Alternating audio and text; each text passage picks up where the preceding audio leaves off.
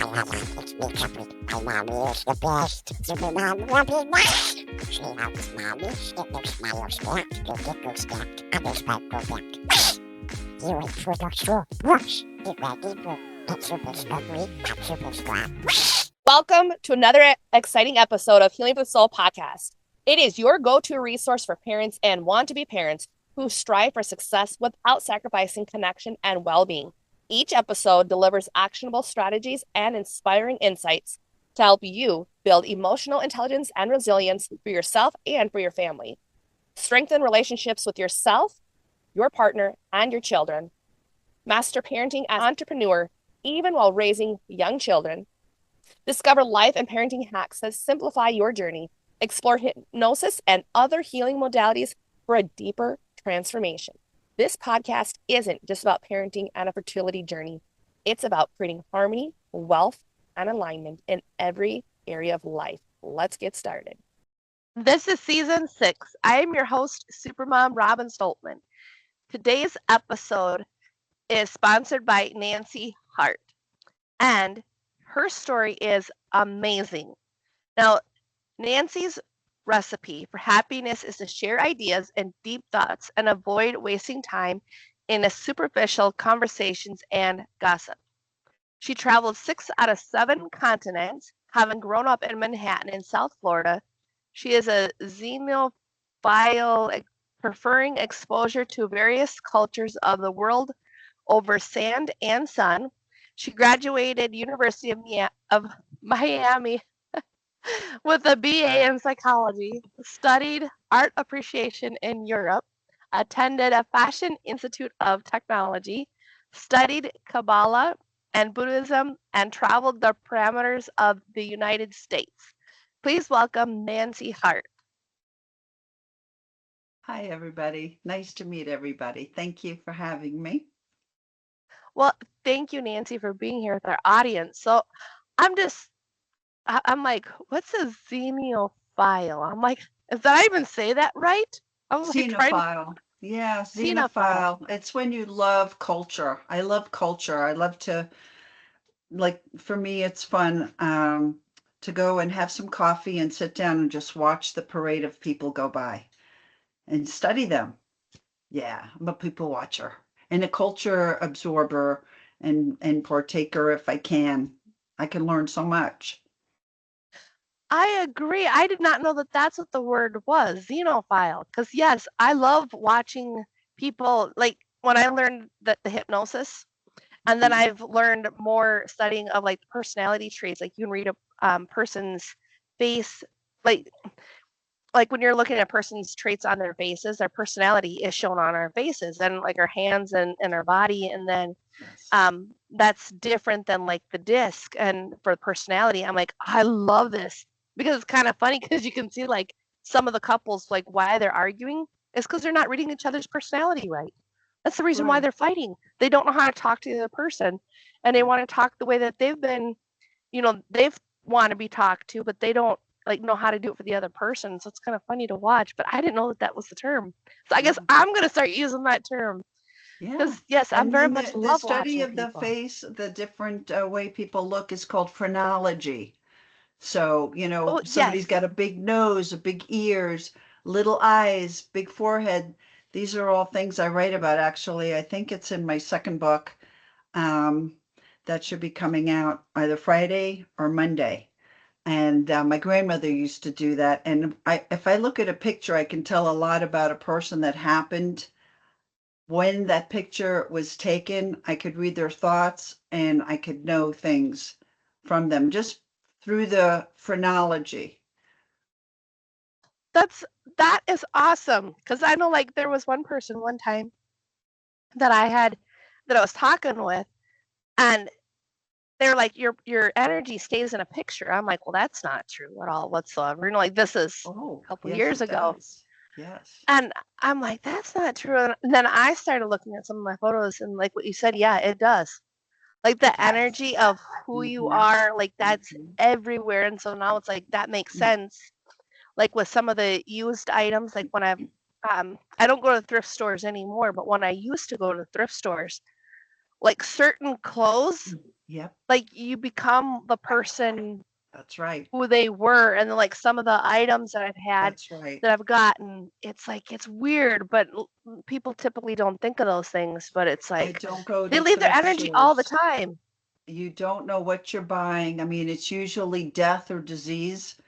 Um, and I don't want to be bothered with that. Plus, I think, maybe way back, clothes at the thrift store were made a lot more sense, but now there's so many stores like Ross and TJ Maxx and Marshalls. Not that this is an advertisement for them, but I do go shop there.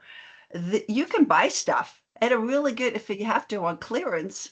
But, there's really no reason. Like maybe 50 years ago, if you wanted a nice shirt, you had to go to a good store, but you had to go to the thrift shop if you didn't have the money. I grew up on thrift shop clothes, and I won't do it anymore because of the energy. Yeah. Yeah. I don't even like to go into a thrift shop because of the energy.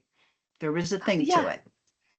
Yeah. So I'm glad that I'm not the only person that's like come to this like conclusion on that, because Well, it's let's like, take that it's further. really weird.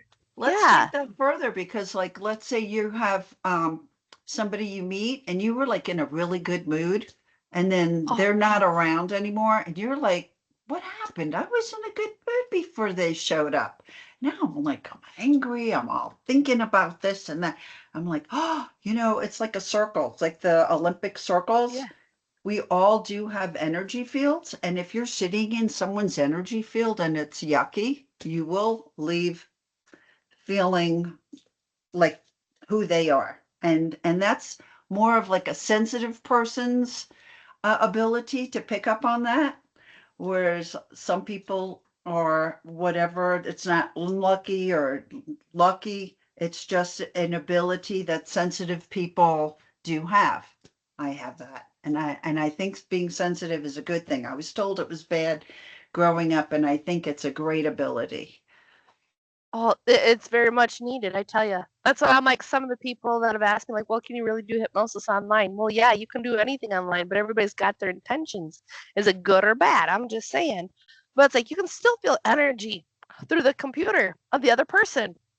Because I'm Yes. like, how many people do you meet that you're just like, I'm like, it's not, I want to say like the podcast, but at the same time, it's like, you do get people that you're like, okay, this was like very direct to the point.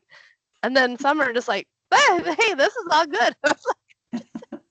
But that's not just like the podcast. It's like other people though too. Like you get on coffee chat or you're talking to somebody and you just can tell their energy is not either there or whatever. But it's kind of funny because it's like not everybody realizes it's like that's what you're leaving like behind. And then they're like, yeah, I could talk about it all day because I love learning about like the energy in itself. Right, But it's like right, it's right. so powerful is what it is. So when It's you've very traveled, powerful. Very when powerful. Okay, so let's take it even yeah, further somewhere else. Like I'm a Reiki master, which means where you have meridians on a globe. So we have chakras, people have chakras, which are stored energy fields, right? And so like as a Reiki master, if I put my hand over somebody and I scan their body, I could feel where trauma is stored, and I know what to do with it. Luckily, I know what to do with it now. I, being a clairvoyant person, bring something else to the table, and I actually see film. It's like a film, and I hear. So it's clairaudient. So clairvoyant meaning I see it, and then clairaudient meaning I hear um, a message. The film actually has like subtitles and it'll tell awesome. me through symbols. And sometimes if I say the human side will kick in, I go, oh, no, no, that can't be. And then I'll hear, I don't know, I guess it's the guardian angel, I'll say, or the all knowing that I'm connected with. They'll say, no, that is a burial site. You'll have to ask the person, what does it mean that they are looking at a burial site? And then I have to just be bold enough and just push the human side away and just say, hey, I see this and this and this. Is this what's going on? I see a burial site. And that's, yeah, when I was young, my mother died when I was young. So they're symbols. But yeah, that's how much there is with energy. It is a very, very, very real thing. Yeah, it very is. I'm glad that you said about Reiki because I was thinking about that today. I'm like, it's been a Oh. long time since I've done any Reiki on myself. Uh-huh. And I was like, it was really weird, but like it puts you in a different vibrational energy. Like it's more spiritual, like what I was trained that it is. Like it's very much a very spiritual thing that you're doing at the same time Mm-hmm. when you're doing the Reiki, but it's so weird because it's like I'm one that picked up my husband was having a hernia and I'm like he was thinking he had one. Well, then I seen it in the one area and then I went up a little bit farther by his belly button and sure enough there was another hernia. And I'm like, I don't know. Mm. I'm like, I think you got two. I don't think you had just one. Oh, And I was able wow. to see that. And then I had somebody else that was having trouble where the heart is located at. I'm like, just go get it checked. Like I kept seeing something. I'm like, I couldn't tell what it is, but like, cause all Mm. I could see was like um black blotches, like in Yeah. certain areas. Mm-hmm. And then they finally went in and then they're like, yeah, my heart was having issues. And I was like, oh, well.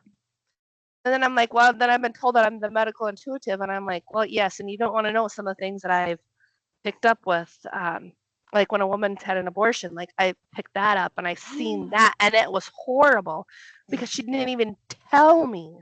Yes, I've had one girl that I know oh gosh, I did a Reiki on a girl that had 3 abortions. And within a period of 2 years now, I didn't know. Yeah. And I said to her, you cannot, I'm getting a picture of can I say the word crotch? I Yeah. could say that. So I saw a picture of a crotch and I said, okay. And then I saw something very ugly and it was weird. It was like hair and teeth and and that's just a ball of that. And I said, oh God. And it says it's angry. I said, I think one of them you didn't do within the right amount of time and you waited and you waited and you waited and it's angry and it's going to make your life miserable because it has its own energy that it is attached to you because you did that and you're just not things are not going to go right with you. You're going to attract the wrong kind of people. And she says, "Oh my God, I had an abortion and it was like in the 3rd month and I waited and I waited and I waited and they told me it had hair and teeth." And I was like, "What?" I didn't know, like I said, yeah. Yeah. I said, you can't mess around with like you think that things aren't important. Yeah. And that it is important. Well, yeah, it is. But yeah, it's a horrible experience. Like when people don't say that they've had that. And Hmm. then it's like me, I'm very pro-life. So it's Hmm. like when I seen that and I've had miscarriage, Hmm. it's like I don't have the ability to connect to those type of people that can do that because I'm Hmm. like I believe in life. Like there's a Hmm. difference in that, but it's just so Hmm. weird how, Hmm. like both of us have had that where we've seen that with somebody Yes. else and it's like Yes. it's weird that people don't think that their actions have any Right. impact, Right. And I think that that's and they do. some kind of like consciousness or conscience that's missing somewhere. And Yeah. and yeah, maybe there's different kinds of people from different places, from different galaxies, and it doesn't mean anything. Like they might be newer souls, and that's part of their path of learning, because to become as we get higher and higher, even like in some religions like Buddhism, you Yeah. become after you're done here, you become a deity and even they have problems, right? because now you're even more responsible for all the other people. So we're never ever perfect. So that's how I look at it when I look at them. I'm not ever in shock. I was like a little bit like, ooh, I see this thing. I mean, it looked like a little monster, right? With hair and like a blob with the teeth, and it's telling me, I'm hearing it. Teeth, hair, blob. It's got to be an emotion, but I don't judge because by the grace of God, right? Everybody goes by the grace of God. There I go. So I have to embrace them. But I found it was interesting as I was telling her now, after I put all these good symbols into your body and we're clearing this out, you need to go into the bathtub and immerse yourself and visualize with the bath salts and that you're purified, and start to think of what things come up. What comes up? You have to, instead of pushing it down and running out the door, you have to really go in and see what comes up and work on it. Well, I was hoping she would listen to me, but by the time I took the elevator to go down, she was already out the door and coming in the elevator with me. And I'm thinking, well, I guess that's why you got yourself in that position that you got yourself in the first place, because what do you can't keep running. You can't keep running, right? You can't keep running. Your troubles are going to get only bigger. It's like a tumbleweed. You just pick up more and more dust and more layered stuff. And you do, like, I think it's some kind of higher intelligence to be able to sit down and to either meditate or quietly sit and to go through what is the angst, why does that bother me, and why should it bother me, and how to work things out. I think that's a different kind of intelligence. For example, here's something I came up with. It's like from writing my books. Annoyance, when you're annoyed with people, instead of saying I'm so annoyed or like she's aggravating, and just you can get out of control with that and go all kinds of different kinds of tangents. You stop yourself and you say, well, why am I annoyed? What is this supposed to be teaching me? Because this is supposed to be a tap on my shoulder. I'm supposed to be learning something right now. So annoyance teaches patience. It teaches patience, because you can't always work, right? Somebody annoys you. You can't just, go all the way around the office to avoid them. You have to learn patience with that person and with your own self, right? You have to be patient with, like, okay, I'm going to get over it. I'm going to get over that person. So you're learning patience with your own self, and you're learning that I have to be patient with them. That's who they are. They want to be, whatever. That's fine. Let them show everybody who they are. That's cool. How you doing? So annoyance teaches patience. Abandonment. A lot of people suffer with abandonment. It's kind of sad, but that teaches self-reliance. That's the time for you to really learn. Hey, guess what? I could do this. Like, husband could walk out on you and after 20 years of marriage, or we're not, parent could just abandon you one day and just leave. I guess so. You just have to learn, okay, this is the time now. I don't need anybody. If I want to be with somebody, that's one thing, but I don't ever really need anybody. I need to give myself what I need. I'm responsible for giving me what I want and need. Then there's anger. Anger is a good one. Oh, how many times have we been angry? And that one teaches us forgiveness and compassion. Yeah. So. Especially when it's at yourself, like when it's self-directed. Yeah. Like, also you have to, it's like each one of these, it's like anger. You have to forgive yourself for being angry.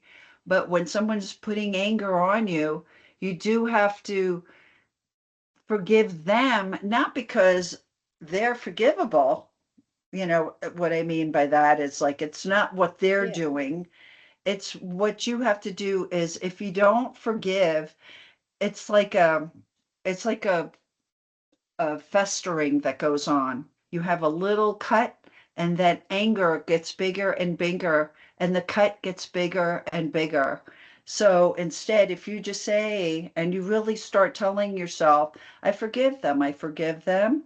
But first it'll come out, I'll forgive them. Then it'll be like, I forgive them. Then at the end, I forgive them. You know, with the time, Yeah. it will happen. But it's a must. It's a must for one's own self to avoid disease, because things like a little thing like that could grow into cancer and different kinds of characters that you might get in your personality. So, and that's how you learn compassion, right?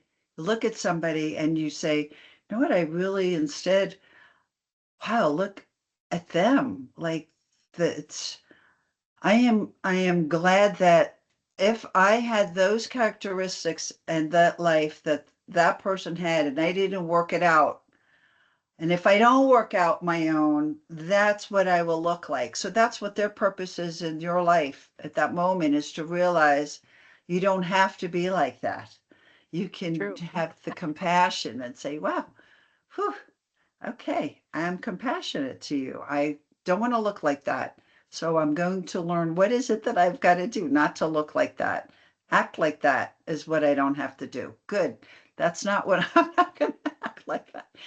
And then it works. Healing works where you read things, all this backwards. So like, forgiveness and Mhm. compassion heals anger, and self-reliance heals abandonment, and patience heals annoyance.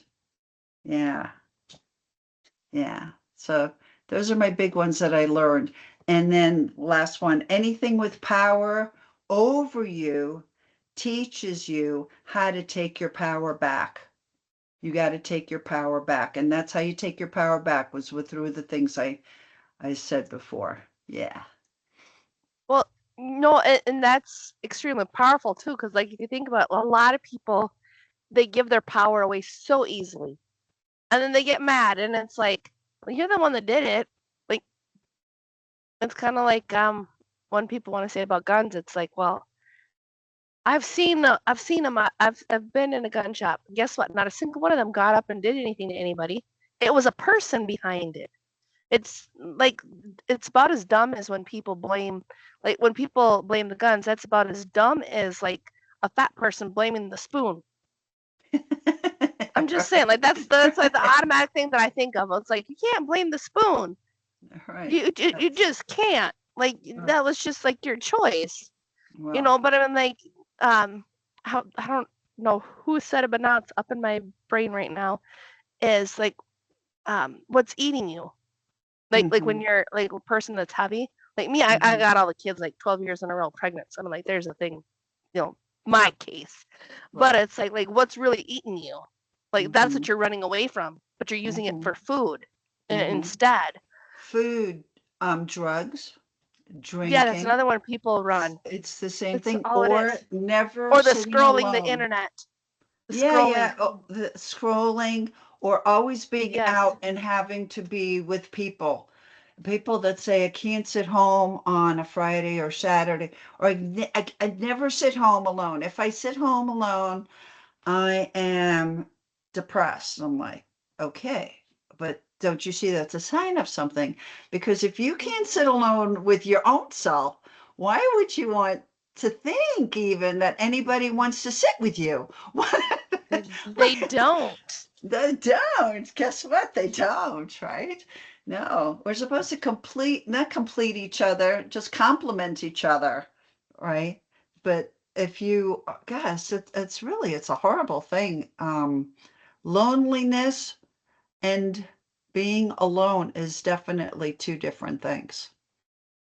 It is. Or like what I've tried to explain to my husband before, it's like I'm in business and and I'm like, I feel so alone.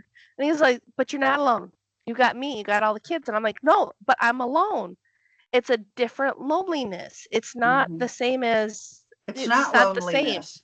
No, No. loneliness is you can be with a crowd like in New York City. Now, when Mm, I'm in New York City, I'm good for like 10 days. And after 10 days, I feel more alone than when I live out in the suburbs where there's hardly any people, because then I realize, oh, wow, I'm alone. Too many people, too many, too much overload for me, like a constant, like growing yeah. up in New York City for me as an empath and a sensitive person, it was very difficult. It was very difficult. Yeah. Oh, Something yeah. yeah, yeah, it was, and I write about that in the first book, which I will mention, Whispers, Sinners, and Saints. That's behind me. My second book, Yeah. Whispers, Shadows, and Saints. And its difference is shadows has different meanings in the book. You'll just have to read it to find out why.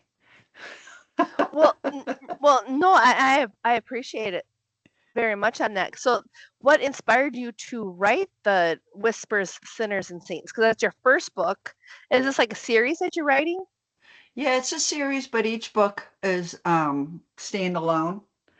So you can Oh, actually go to the second one and read that one and then go back to the first one if you wanted. The third one that I'm writing right now, it continues, but like I said, you can start with the second, go to the third, skip the first. The first one's very intense, because there's things that happen that I remember. I start off having remembrances at 5 months old. And people, when I would tell them that, well, why don't you write a book? Because nobody has that experience. And I says, one day I will. I knew I was going to write a book when I was mhm. 4 years old. I had a very horrific experience happen to me. My mom was a broken woman, and she was a product of war. So, book is tells you things in a lot of different ways without, spitting it out directly, but that you pick it up. Like war damages people. We don't Yeah, it realize it does. because in America, we don't really, unless you fought in it, you see some things and you're a part of things. But war, as a child, her living through that and having lived through communism and having lived through Nazism in Hungary, it devastated her. But she, instead of becoming like a weak outwardly looking person, she was very much somebody to contend with. Ooh, Yeah, and what was funny is that on the exterior she was gorgeous. I mean, seriously, just a beautiful person. And at one time she says to me, you know, what do you think I would have been, what kind of school do you think I would have benefited from going to?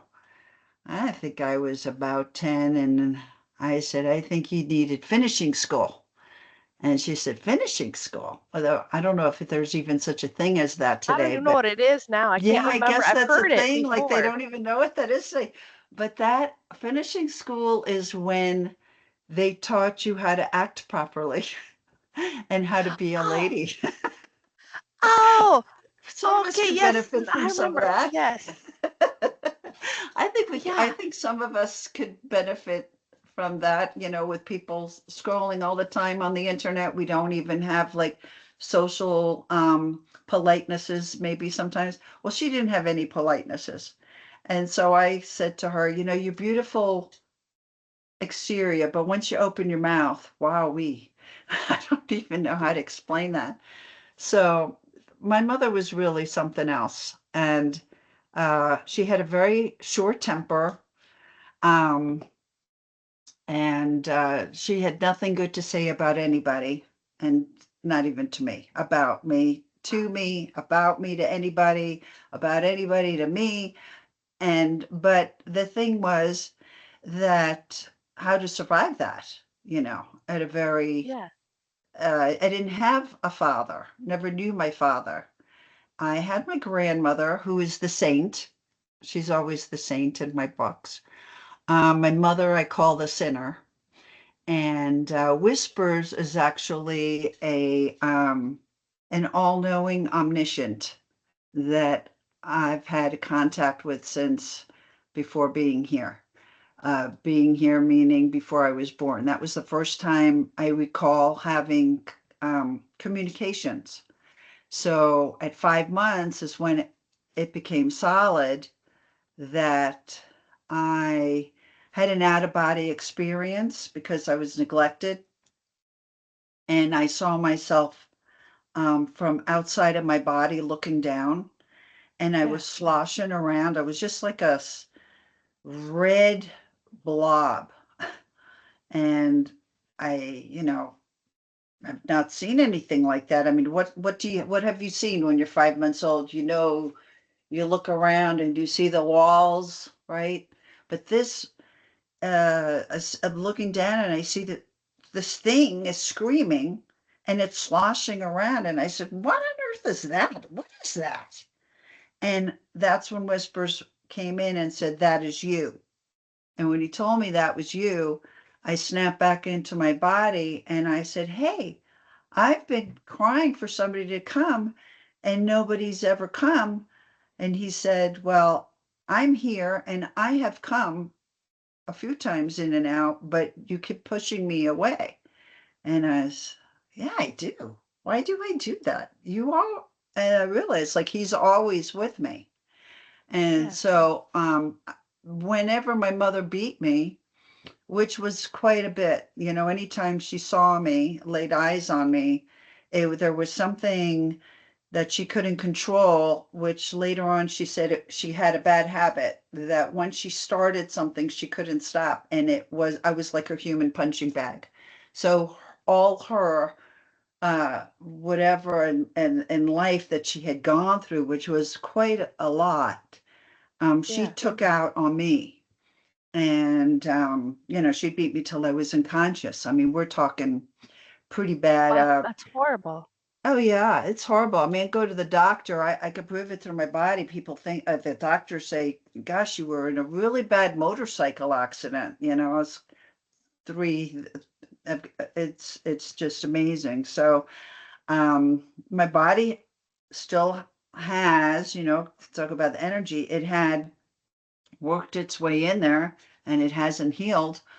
But the soul, this is about healing the soul. The soul, it always wanted to be uh he, healing, to be made feel better, to be felt whole, because it felt like always like this huge vacuum was taken out of me and it would be leaving me with nothing. And in those moments, that's when I connected. And I had, like I said, no brothers, no sisters, no father. My grandmother, I had her for only 5 years. And after that, I really have had nobody.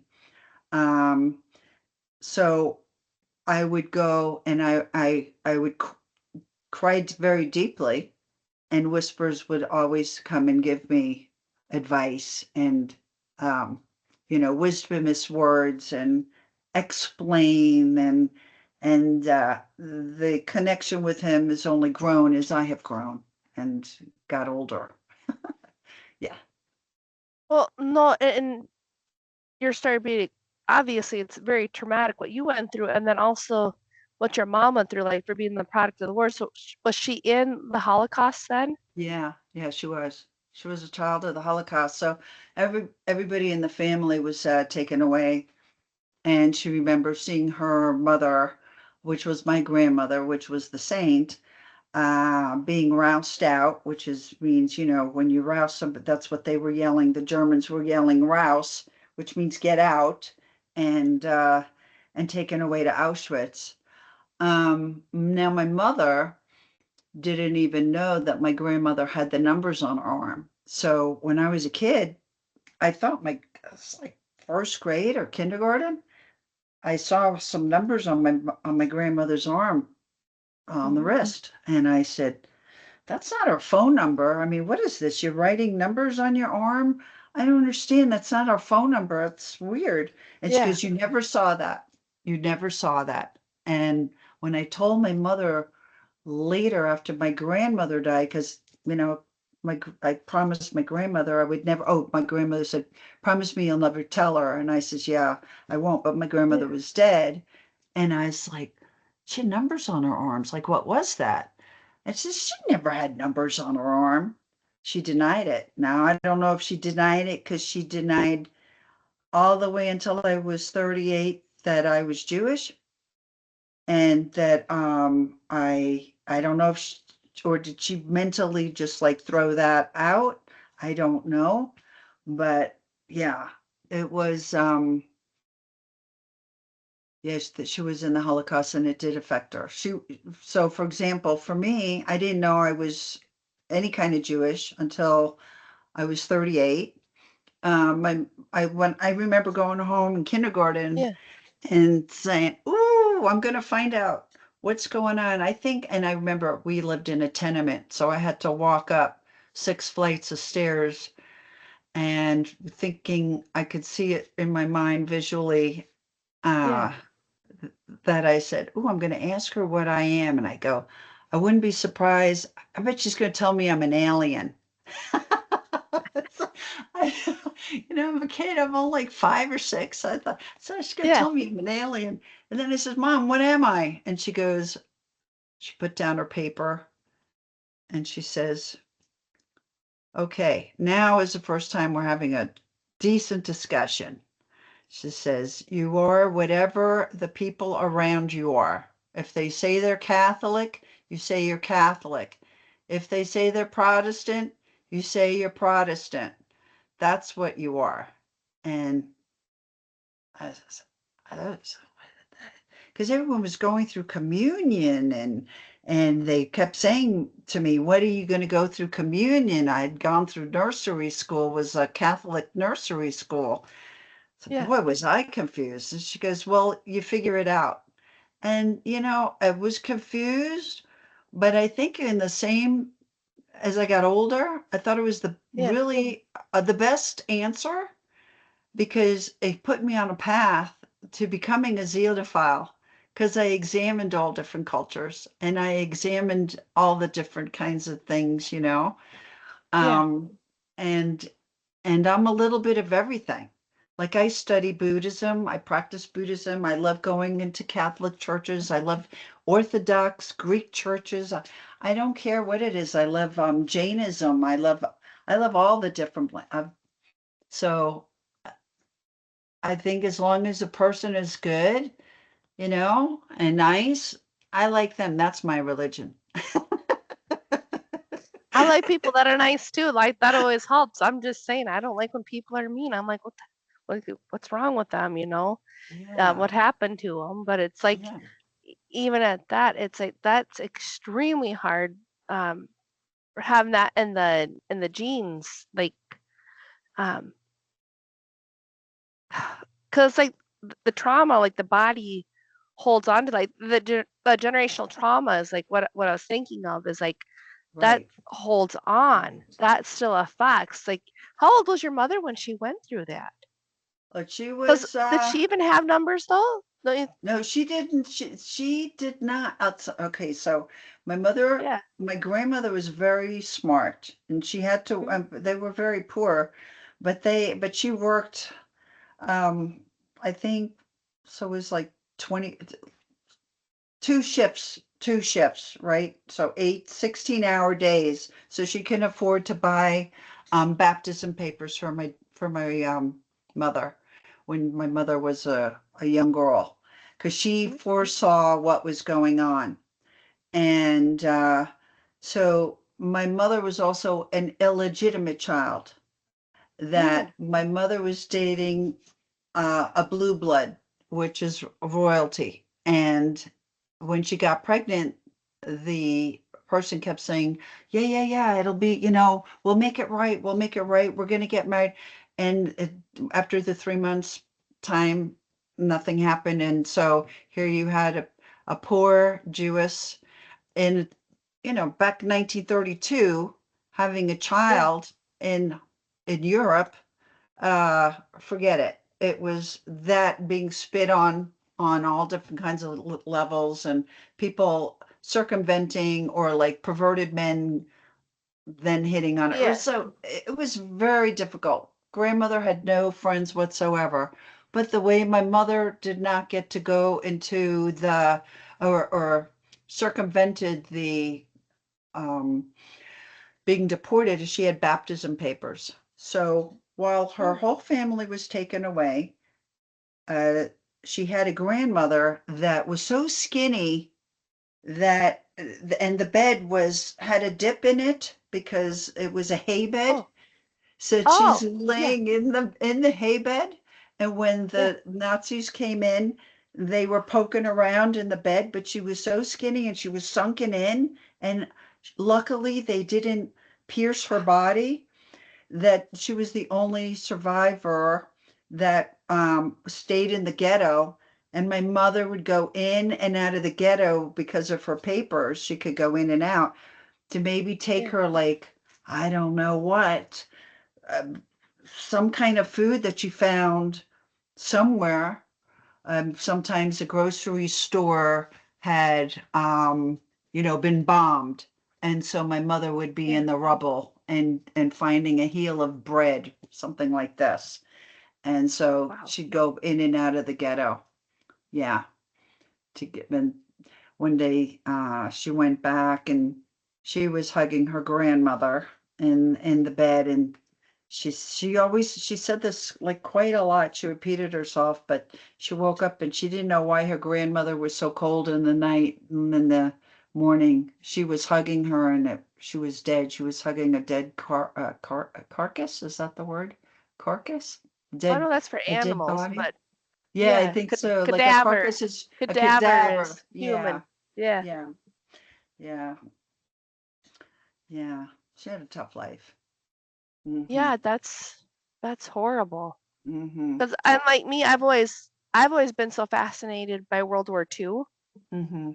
Like when I was a kid, I was always studying like Anne Frank and like what happened, and like Right. I could never figure it out. And then I'm like, I always wonder like how in the world did they do it? Like how did Hitler come to power and like all this stuff?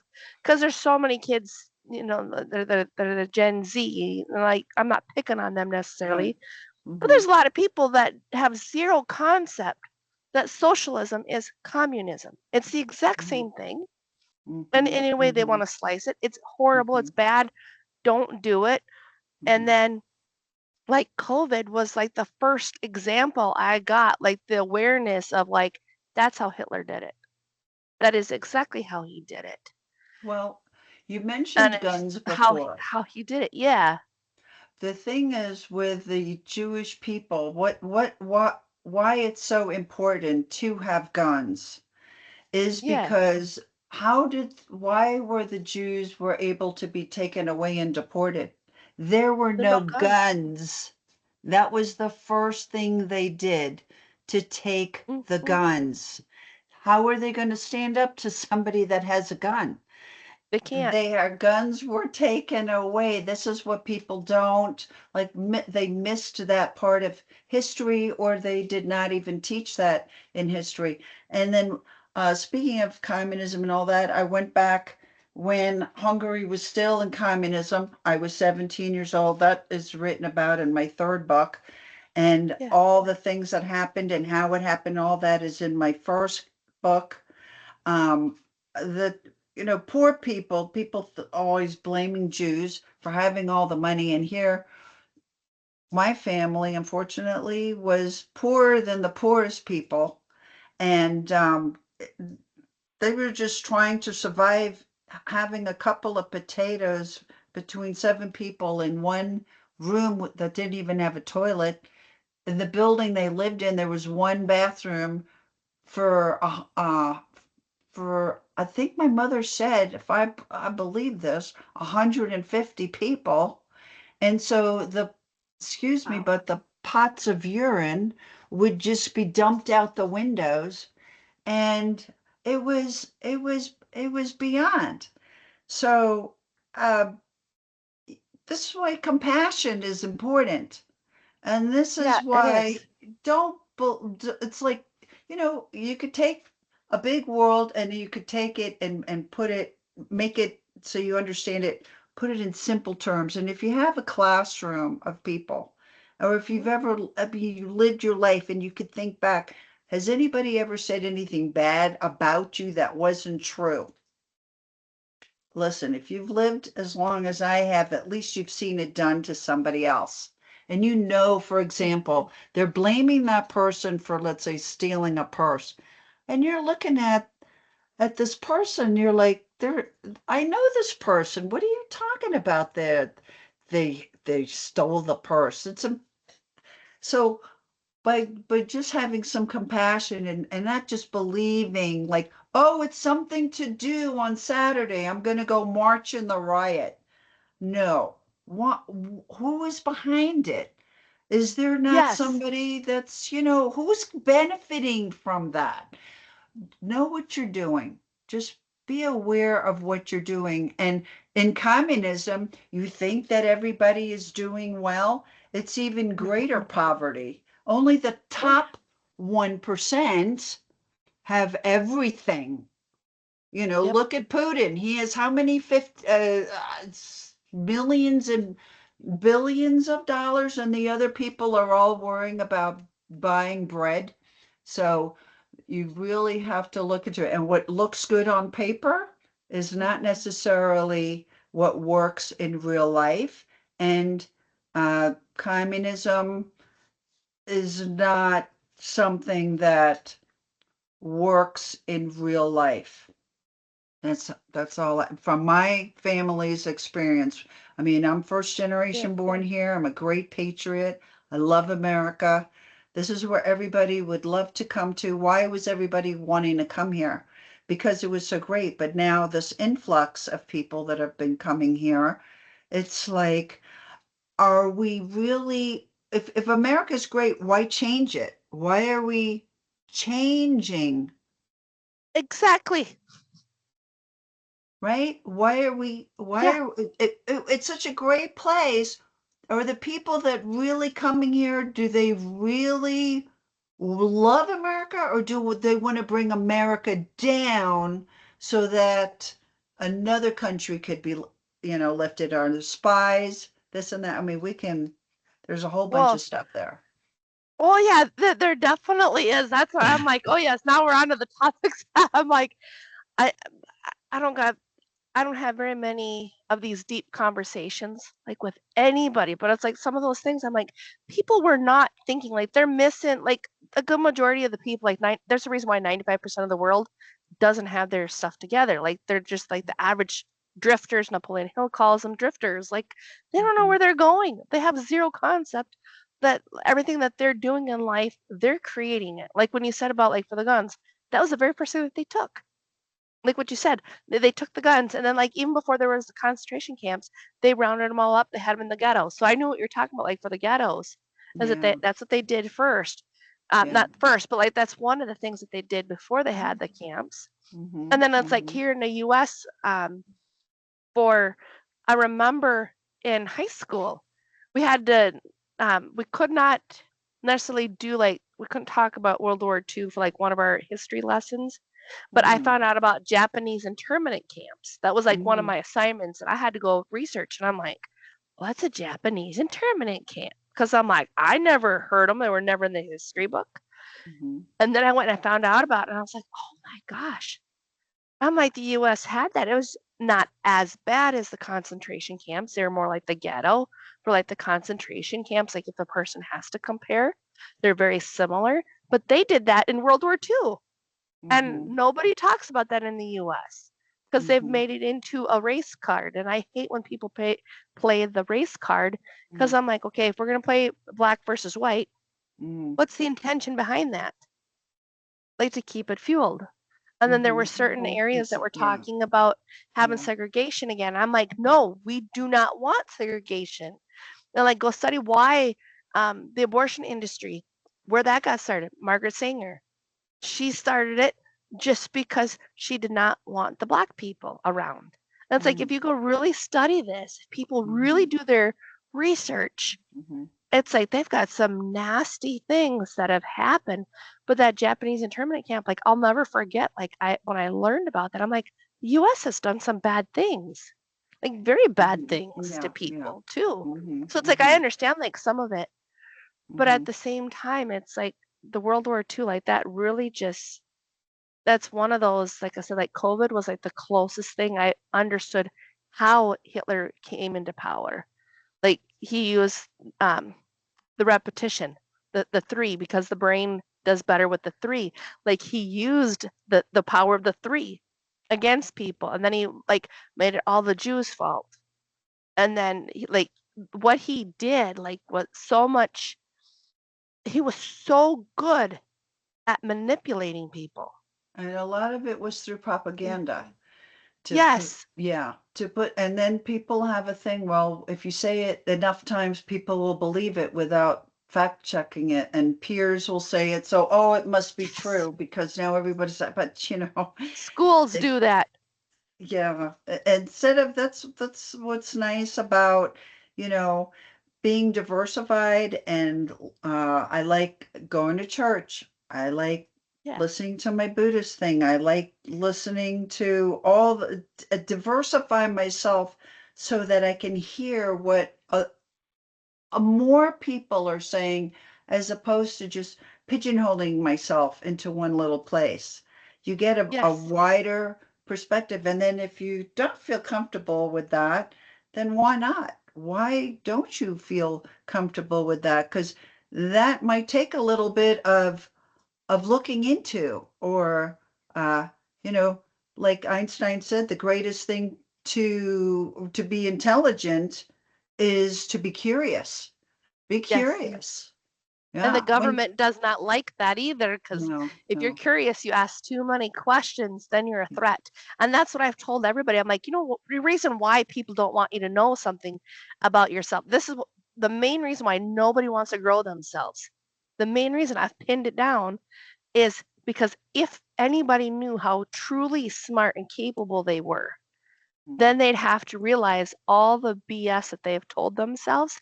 And I'm talking the belief systems, all that would become unraveled. And then a person would see how much power they truly have.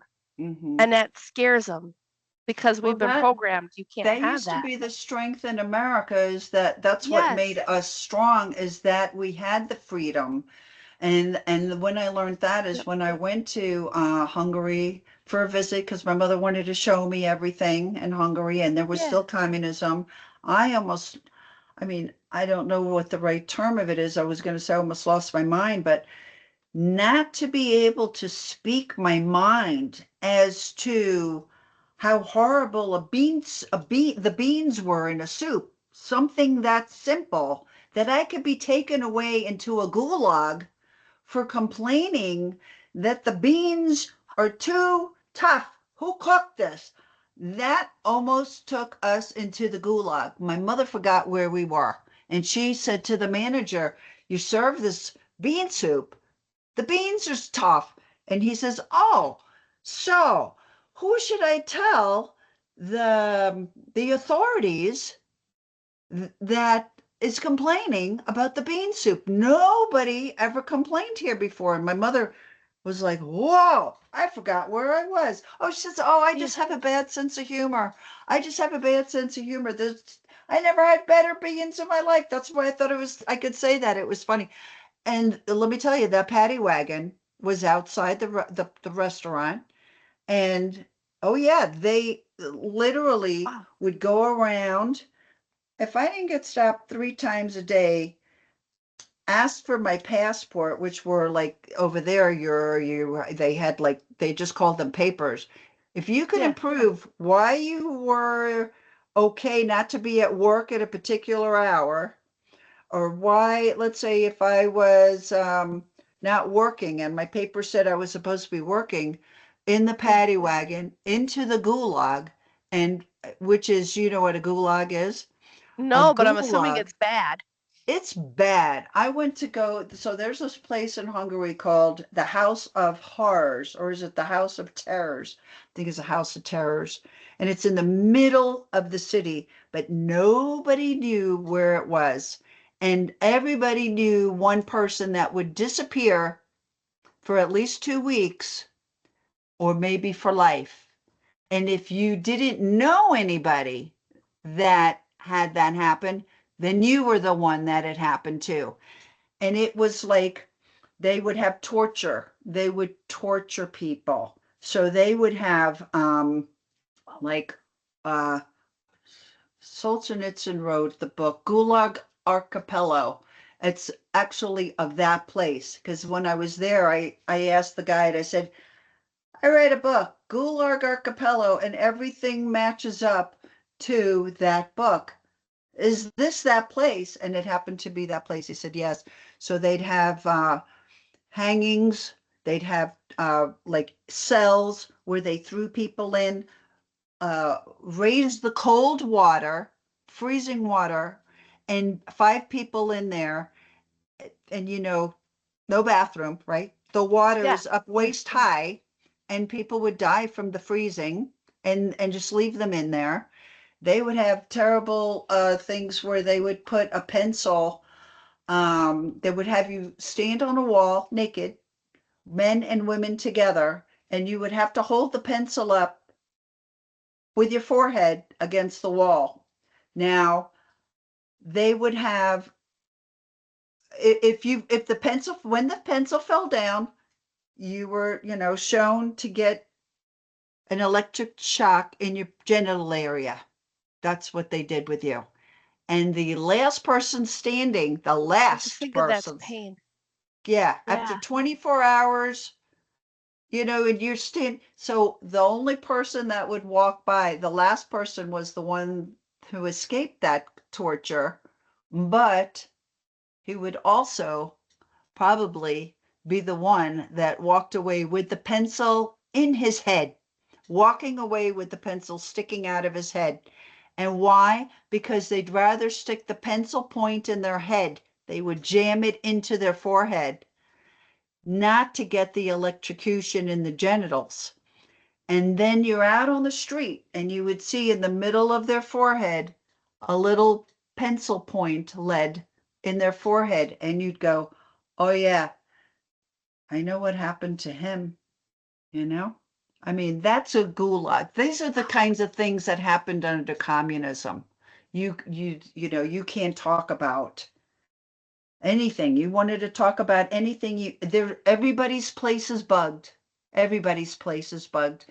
Everybody is a spy on everybody else. And you get points for the communist team if you reported people. So everybody was a spy and everybody's reporting people. So it was just, oh, what a horrible way to live under. And let me tell you, after just like the first day, I said, when I come back to America, I'm going to do like the Pope in the most holiest, um, gown and kiss the ground America is, when I get back home. Yeah. And I was here for a month at a time. So I did that a few summers, and I learned a lot from that experience. Those kinds of stories are in my third book, which, yeah, I was 17 and it was very eye-opening. Yeah. And if you want communism and you love communism, enjoy it. Go to Russia and go to China. But leave it out of the US. That's all I tell people. I'm like, no, that's the thing that like the younger generations, like I'm in the older millennials. So I'm like, I was only able to learn from people who have been there, like I said, but it's like the younger generation, they have no concept. They're not taught about it at all. And it's horrible because like that's why history repeats itself. That's the whole reason why the concentration camps, that's why they left them, was so that people could see that as a reminder for history, because if you don't learn it, you're doomed to repeat it. Oh, it's so Yeah. is all this in all of your books? Oh, yeah, it continues on, in different ways, Yeah. different aspects of it. But what people don't also understand is that, oh, okay, now the Jews are gone. Now who's to say that they're going to stop? And now the people that are after the Jews are also, you see that in the world now, it's Christians, and uh, they just will Yeah. be the last two of them fighting against their own selves. It's a lust. It's a very sick lust to say one person is better than another. Find where Yeah. you want to live. You want to do that? There's places for that. Go in there. Leave our country alone, please. Let's Yeah. just, that's why America was great. That's why everybody came here. Look, can we have it? Can we keep it that way? So I agree with you because it's changed so much, and Mm-hmm. I love talking to people who came here Mm-hmm. that did it legally because Yeah, I'm right. like, It do used it. to be, I don't care as long as you're here that's legal. that's the whole thing. And it's not like when we say not had to have illegal immigrants is a different agenda than Yes. vetted legal immigrants. They're still coming, the legal ones are good. It's fantastic. It's important. It's great. They're Yeah. here for the the right reasons. They're here to assimilate and not to break down, tear down, and destroy.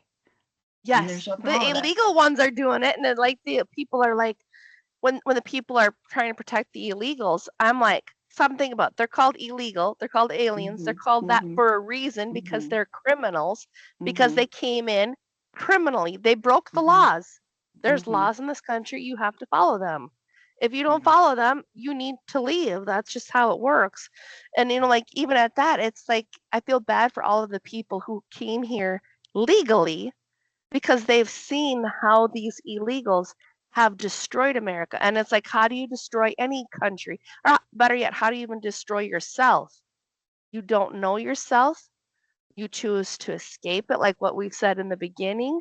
Like you Uh-huh. escape through scrolling, alcohol, you name the drug that you want to Right. choose. You Right. escape it, but not knowing yourself destroys yourself. Destroying a country, that's what the illegals have done. They Well, destroyed it from the inside and it and it makes goes it so out. much easier not to have to use a bullet when the population is just dummying down all the time, Yes. because And it's schools are easier to doing it good. brainwash them and gaslight them when they have not been reading and educating themselves, but doing the drugging and the alcoholism and the whatever, because obviously you're not looking into history, you're not reading, you're just, I mean, I know people my age that don't watch the news, or if they watch the news, they only watch one kind of news. They don't watch a full, the left and the right. How about Yeah. you gotta watch it all. You You do gotta both know of what's them. happening, to be balanced, right? You can't, if you get on a scale or a seesaw and you just Yeah. sit on one side, the other side is, so what are you doing? What do you know? And then you trust somebody else's opinion or what they say. They're smarter than you. You can't open up a book and read what's going on. That is always surprising to me, you Oh know? yeah. Oh yeah. Like people that are in the younger generation that blame or actually it's across all generations I've found for capitalism. They say capitalism is bad. I'm like, you idiot. If it wasn't for capitalism, you wouldn't have the smartphone in your hand. You would be with everybody else. You'd be fighting for the bread. You'd be fighting for your life every single day to be able to eat something. Well, Like they capitalism, don't what's get good it. here is that we've had that freedom of thought, and that freedom of thought, Yes. there's a reason why we have so many inventions, because we Yes. have had that freedom of thought, right? I Yes. mean, what's the difference between having an abusive parent and an abusive government? When you have a communism and you cannot talk, that shuts down all the freedom of thought. And let me tell you something, when you go to a communist country and you saw the older people, and then, like, I'm talking Hungary, and then there Yeah. was no communism, they're out of communism, and it has changed.